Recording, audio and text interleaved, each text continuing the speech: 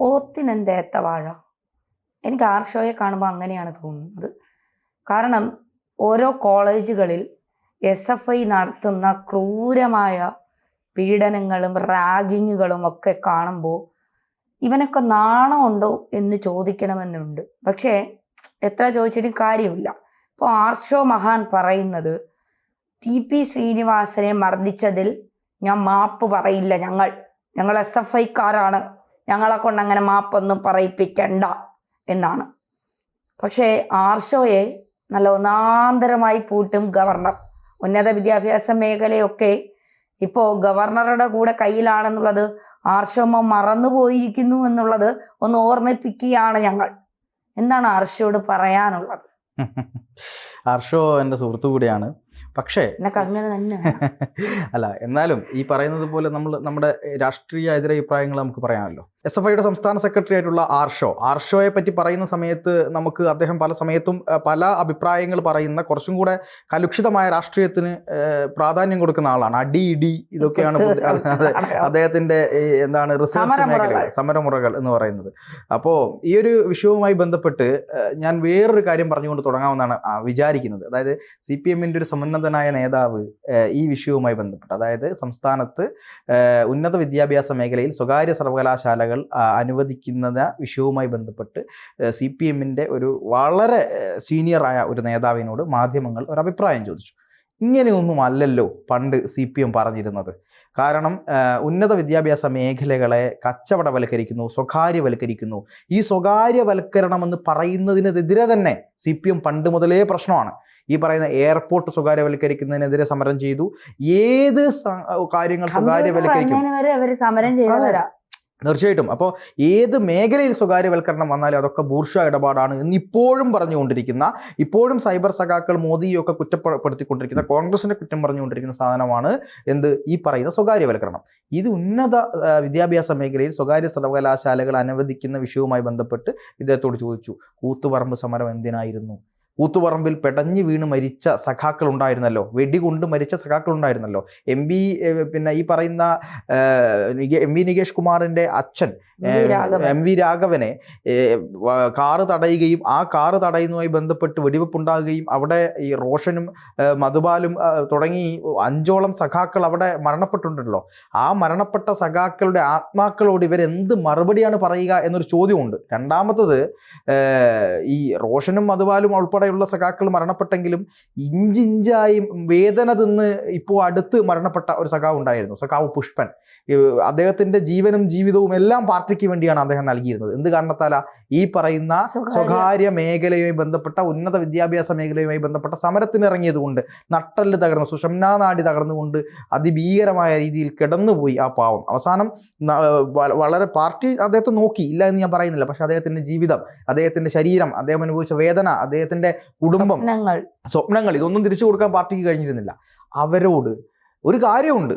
കാരണം പുഷ്പൻ മരണപ്പെട്ടതിന് ശേഷമാണ് നിങ്ങൾ ഈ ഒരു തീരുമാനത്തിലേക്ക് പോയത് എന്നുള്ളത് ഒരു നല്ല കാര്യമാണ്. കാരണം അദ്ദേഹം ഉള്ള സമയത്തായിരുന്നെങ്കിൽ ഒരു പക്ഷേ എന്താണ് പുഷ്പൻ അടിച്ചതന്നെ, തല്ലിയനെ എന്നാണ്. കാര്യം വേറൊരു കാര്യം കൂടി ഉണ്ട് തന്നെയാണ്. ഈ പറയുന്ന ഉന്നത വിദ്യാഭ്യാസ മേഖലയെ സ്വകാര്യവൽക്കരണം കൊണ്ടുവരുമ്പോൾ അതിൽ അപകടങ്ങൾ വേറെയുണ്ട് ഒരുപാട്. അത് കൃത്യമായി പഠിച്ച് കൃത്യമായി കൈകാര്യം ചെയ്യേണ്ട രീതിയിൽ മാത്രം കൈകാര്യം ചെയ്യേണ്ട ഒരു വിഷയം കൂടെയാണത്. അപ്പോൾ അങ്ങനെ ഒരു നയം മാറ്റം നടത്തുന്ന ഒരു സമയത്ത്, അതിനെതിരെ ചോദിച്ച സമയത്ത് അദ്ദേഹം പറഞ്ഞ ഒരു മറുപടി, ഒരു CPMന്റെ പ്രമുഖനായ നേതാവ് പറഞ്ഞ മറുപടി എന്താണെന്നറിയോ? ഈ ഭൂമി അണ്ഡാകൃതിയിലായിരുന്നു എന്നല്ലേ പണ്ട്, പിന്നെ എന്താണ് ഈ ഭൂമി പരന്നതായിരുന്നു എന്നല്ലേ നമ്മൾ പണ്ട് കരുതിയിരുന്നത്. ഭൂമി അതല്ല, ഗോളാകൃതിയിലാണ് എന്ന് മനസ്സിലായത് ഇപ്പോഴല്ലേ. അതുപോലെ തന്നെയാണ് ഇതും. ചുരുക്കി പറഞ്ഞ, പണ്ട് ഒരു വിവരവും ഇല്ലാതെയാണ് ഈ ആളുകളൊക്കെ പോയി സമരം ചെയ്തുകൊണ്ടിരുന്നത്. തെറ്റിദ്ധാരണയുടെ പുറത്താണ് സമരം ചെയ്തത്. ഇപ്പൊ ഞങ്ങൾക്ക് വിവരം വെച്ചപ്പോൾ ഞങ്ങൾ ഇതിനെ അനുകൂലിക്കുന്നു. എൻ്റെ പൊന്നു സഖാക്കളെ, ഇവരുടെ വാക്കും കേട്ട്, അല്ല എൻ്റെ പൊന്നു പേര് പറഞ്ഞ നമുക്ക് എന്താ, ഞാൻ പേര് പിന്നെ പറയാന്ന് വിചാരിച്ചതാ. അത് ആദ്യം ഇത് പറഞ്ഞു കഴിഞ്ഞാൽ ഇങ്ങനെ ഇതൊക്കെ പറയും എന്നുള്ള ആൾക്കാർക്ക് അറിയാം. അപ്പോൾ ഈ ഞാൻ പറയുന്നത്, പൊന്നു സഖാക്കളെ, നിങ്ങൾ ഓരോ സമരത്തിനിറങ്ങുമ്പോഴും, നമ്മുടെ ചിറ്റപ്പൻ സഖാവ്, ഈ ഓരോ സമരത്തിനിറങ്ങുമ്പോഴും ഇന്ന് ഇവർ ഒരു സമരം ഒരു കാര്യം പറയും, നിങ്ങൾ അതിനേരെ സമരത്തിന് ഇറങ്ങും. 15 കൊല്ലം കഴിഞ്ഞിട്ട് ഇത് തെറ്റായിരുന്നു എന്ന് പറയും. കമ്പ്യൂട്ടർ തൊഴിൽ തിന്നുന്ന ബഗനാണ് കമ്പ്യൂട്ടർ എന്ന് പറഞ്ഞു. എന്നിട്ട് ആ കമ്പ്യൂട്ടർ ഇല്ലാത്ത ഒറ്റ പാർട്ടി ഓഫീസ് പോലും ഉണ്ടായിരുന്നില്ല. തൊഴിൽ തിന്നുന്ന ബഗൻ എന്ന് പറയുന്ന ആ കമ്പ്യൂട്ടർ കൊണ്ട് ഇന്ന് ലോകത്താകമാനം തൊഴിൽ കൊടുക്കുകയാണ്. IT എന്ന് പറയുന്നത് കൊണ്ടാണ് ആളുകൾക്ക് ഇത്രയധികം തൊഴിൽ കിട്ടുന്നത്. നമ്മൾ ഇവിടെ ഇരുന്ന് സംസാരിക്കുന്നത് പോലും ഈ തൊഴിൽ തിന്നുന്ന ബഗന്റെ കാരണമാണ് എന്നുള്ളത് നമ്മൾ ആലോചിക്കണം. ഈ പറയുന്ന CPM സംസ്ഥാന സെക്രട്ടറി ഇവിടെ ഇരുന്നു കൊണ്ട് മുഖ്യമന്ത്രി വീഡിയോ കോൺഫറൻസ് നടത്തും പല ആളുകളുമായി ബന്ധപ്പെട്ട്. ഇപ്പൊ ജഡ്ജിമാർ പോലും എന്താണ് ഈ വീഡിയോ കോൺഫറൻസിങ്ങിലൂടെയാണ് കാര്യങ്ങൾ ചെയ്യുന്നത്. ഇതൊക്കെ ചെയ്തുകൊണ്ടിരിക്കുന്നത് ഇത് കാരണമാണ്. പിന്നെ ട്രാക്ടറിനെതിരെ സമരം ചെയ്തു. ഇപ്പൊ ട്രാക്ടർ ഇല്ലാത്ത സ്ഥലം ഇല്ല. CPM നേതാക്കന്മാരുടെ ഭൂമിയിൽ പോലും ട്രാക്ടർ ചെയ്തുകൊണ്ടിരിക്കുകയാണ്. അപ്പൊ അതുകൊണ്ട് ഇവർ പറയുന്ന നയമല്ല ഇവർ പോകുന്നത്. ഇനി SFIയിലോട്ട് വരാം. SFI എന്ന് പറയുന്ന സംഘടന ഉന്നത വിദ്യാഭ്യാസ മേഖലയിലെ വിദ്യാഭ്യാസ വിദഗ്ധനായ വിചക്ഷണനായിട്ടുള്ള TP ശ്രീനിവാസനെ കോവളത്ത് വെച്ചിട്ട് അവിടെ ഒരു വലിയ ആഗോള ലോകത്തുള്ള കുറേയധികം പ്രമുഖരൊക്കെ പങ്കെടുക്കുന്ന, മറ്റു രാജ്യങ്ങളിലെ പ്രമുഖരൊക്കെ പങ്കെടുക്കുന്ന ഒരു സെമിനാറുമായി ബന്ധപ്പെട്ട് അദ്ദേഹം അവിടെ എത്തി. ഈ സ്വകാര്യ വിദ്യാഭ്യാസ മേഖലയിലെ സ്വകാര്യ പങ്കാളിത്തത്തെക്കുറിച്ചുള്ള പഠനവും അതുപോലെ അതുമായി ബന്ധപ്പെട്ടൊരു സെമിനാറായിരുന്നു. ഇതിനെതിരായിക്കൊണ്ട് ശക്തമായി SFI രംഗത്തിറങ്ങി. അദ്ദേഹത്തെ റോഡിൽ തടഞ്ഞു, അങ്ങോട്ടും ഇങ്ങോട്ടും സംസാരമായി. അദ്ദേഹം എന്തോ സംസാരിച്ചു, അപ്പോൾ അദ്ദേഹത്തെ അടിച്ച് താഴെ വീഴ്ത്തി. എന്നിട്ട് ഇന്നലെ ആർഷോ പറഞ്ഞത് SFI എന്തിനു മാപ്പ് പറയണം, അദ്ദേഹം ഒരു തെറി പറഞ്ഞു അതുകൊണ്ടാണ് അദ്ദേഹത്തെ അടിച്ചത്, അല്ലാതെ വേറൊരു കാരണവും കൊണ്ടല്ല അദ്ദേഹത്തെ അടിച്ചത്. ശരി, ആയിക്കോട്ടെ, അദ്ദേഹം മാപ്പ് പറയണ്ട. നിങ്ങൾ എന്തിനാണ് തടയാൻ പോയത്?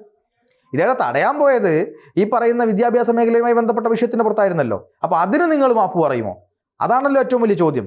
SFIയുടെ സംസ്ഥാന പ്രസിഡന്റായിട്ടുള്ള അനുശ്രീ പറഞ്ഞത് എന്താ? അനുശ്രീ പറഞ്ഞത് ഈ വിദ്യാഭ്യാസ മേഖലയിലേക്ക് ഇത്തരത്തിലുള്ള സ്വകാര്യവൽക്കരണം കൊണ്ടുവരുന്നത് ഒരു തരത്തിലും അംഗീകരിക്കാൻ കഴിയില്ല, അതുകൊണ്ട് ഞങ്ങൾ അതിനെതിരെ ശക്തമായി പോരാടും എന്നാണ് പറഞ്ഞത്. ഇപ്പൊ മന്ത്രി ഒരു കാര്യം പറഞ്ഞിട്ടുണ്ട്, SFIയോടക്കം ഞങ്ങൾ ചർച്ച ചെയ്യും. എന്താണെന്നറിയോ? ആർഷോയെ അനുശ്രീയും വിളിച്ചിരുത്തും. എന്നിട്ട് പറയുന്ന അങ്ങ് കേട്ടാ മതി, അതിലപ്പുറത്തേക്ക് ഒന്നും ഇല്ലല്ലോ. ഇല്ല സഖാവി, എനിക്ക് അടുത്ത ഇലക്ഷന്റെ സീറ്റ് വേണ്ടതല്ലേ? അതെ, ഓക്കെ, ശരി. അപ്പൊ പുറത്തിറങ്ങിയിട്ട് ആർഷവും അനുശ്രീ എല്ലാം കൂടെ വന്ന് പറയും, ഞങ്ങൾ വിശദമായ ചർച്ച ഈ വിഷയത്തിൽ നടത്തി. SFI ഉന്നയിച്ചിട്ടുള്ള എല്ലാ പ്രശ്നങ്ങളും പരിഹരിച്ചുകൊണ്ട് അത് കണ്ടുകൊണ്ട് മാത്രമാണ് ഈ ഒരു തീരുമാനം എടുക്കൂ എന്ന് സർക്കാർ ഉറപ്പ് നൽകിയിട്ടുണ്ട്. അതിലെ ന്യൂനതകളെല്ലാം പരിഹരിച്ചുകൊണ്ട് മാത്രമാണ് ഇനി ഇങ്ങനത്തെ ഒരു സർവകലാശാല ഇവിടെ വരികയുള്ളൂ. ഓക്കെ, കഴിഞ്ഞു, ക്ലീൻ സ്വൈപ്പാണ്. അതോടുകൂടി ഇവിടുത്തെ CPMന്റെ SFI രംഗത്തെ സമരസഖാക്കളും കമ്മ്യൂണിസം തലക്കി പിടിക്കുന്ന ആളുകളും ഒക്കെ ഞങ്ങളുടെ സഖാവ് മാസിടാ എന്ന് പറഞ്ഞു നിൽക്കും. ഇത് ഒരു തരത്തിലല്ലെങ്കിൽ മറ്റൊരു തരത്തിലോ ഈ കേരളത്തോട് ചെയ്യുന്ന ചതിയാണ്. നിങ്ങൾ ഒന്നുകിൽ ഈ പറയുന്ന മാർക്സിസം എന്ന ആശയത്തിന്റെ പുറത്തു നിന്ന് നിങ്ങൾ കടിച്ചു തൂക്കിക്കൊണ്ടിരിക്കുന്ന ചില പുരാതന കാലത്തെ ചിന്താഗതികളുണ്ട്, അത് മാറ്റിവെച്ച് ആശയത്തിൽ അങ്ങ് മാറ്റം വരുത്തുക. ആശയത്തിൽ മാറ്റം വരുത്തിക്കൊണ്ട് ഒരു പ്രത്യേകതരം ഇപ്പൊ പാർട്ടി കോഴ്സ് വരാൻ പോകുന്നുണ്ടല്ലോ, ഇനി മുതൽ ഞങ്ങൾ കുറച്ച് വലതുപക്ഷം ചേർന്ന് മുന്നോട്ട് പോകാൻ തീരുമാനിച്ചിരിക്കുന്നു എന്നങ്ങ് പ്രഖ്യാപിക്കുക.